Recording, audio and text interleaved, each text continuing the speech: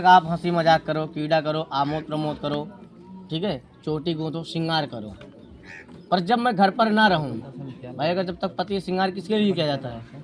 पति के लिए ही किया जाता है। और जब पति अगर घर पर ना हो, कहीं परदेश में रहता हो या परदेश चला गया हो, तो इन सब चीज़ों से मुंह मोड़ लेना है। सोलह श्रृंगार किसके लिए फिर करना है? बस जो जरूरी उतना ही करना है, और हंसी मजाक पराये के साथ किसी के साथ नहीं करना है।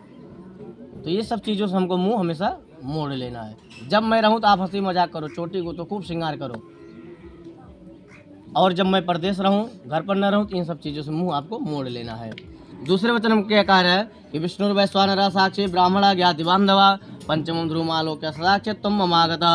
अब यह बता रहे हैं कि विष्णु मतलब यहाँ 5 साक्षी हैं। मतलब ये जो हो रहा है, शादी हो रहा है, ये यहाँ पर 5 साक्षी हैं। कौन कौन है?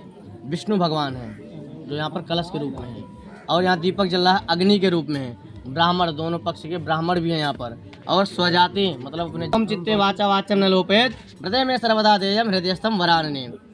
अब देखिए तीसरे वचन में कह रहे हैं कि हमारे चित्त के अनुकूल आपको चित्त रखना होगा, हमारे वाक्य का उल्लंघन नहीं करना होगा। मतलब तब चित्तम मम चित्ते, मतलब हमारे चित्त के अनुकूल आपको चित्त रखना होगा। अगर हम कह दिए कि आपको वहाँ नहीं जाना है तो नहीं जाना है, पता लगे हम कह दिए वहाँ नहीं जाना तो कभी नहीं जाएंगे। तब चित्त में हमारे चित्त के अनुकूल आपका चित्त कहाँ चल रहा है?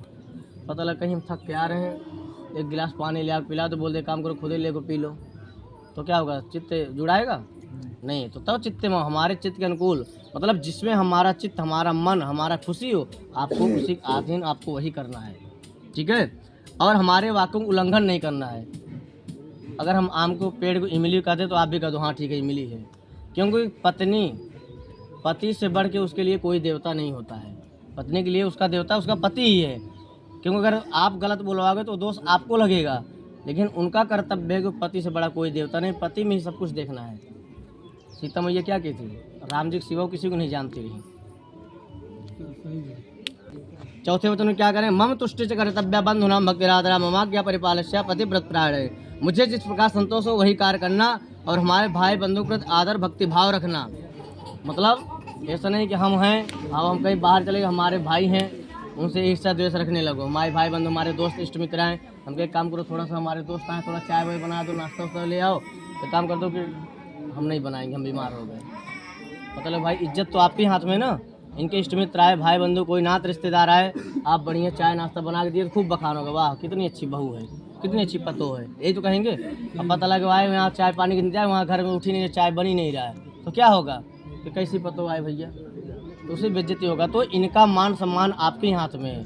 मतलब कि मतलब जिस कार्य में मुझे संतोष हो वही आपको करना होगा। मेरे भाई बंधु नात रिश्तेदारों के साथ आपको आदर और सम्मान रखना होगा।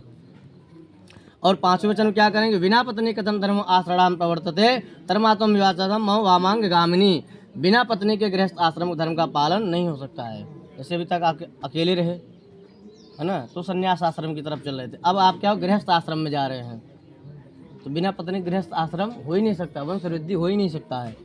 तो आज से आप गृहस्थ आश्रम में जा रहे हैं, तो अच्छा आप मेरे विश्वास पात्र बनो। मतलब इन सब चीज़ों के लिए आप अगर विश्वास पात्र बनते हो तब तुम मेरी वामांगनी बन सकती हो, ठीक है। तो क्या आपको वर का 5 वचन स्वीकार है? आपसे ही पूछ रहे हैं, स्वीकार है? स्वीकार है।